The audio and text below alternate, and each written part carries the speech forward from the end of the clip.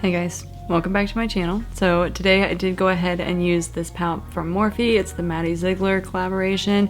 I did something super easy, just like an everyday look with like a little pop of color. So it's nothing too crazy today, but I really like it. I like the way it turned out. I think it's really pretty. For some reason, I feel like it looks super dark in here right now. That's why I'm kind of a little bit closer to the camera. So not sure what's going on there, but hopefully I'll get it figured out. My birthday is next week and I'm super excited because I asked my husband for the new, well, it's not new, but I asked my husband for the Norvina Volume 5 palette, I think it is. So yeah, here's to fingers crossed, hoping that I get that for my birthday. I'm gonna go ahead and jump in this video. If you would like to see how I created today's look, then just keep watching.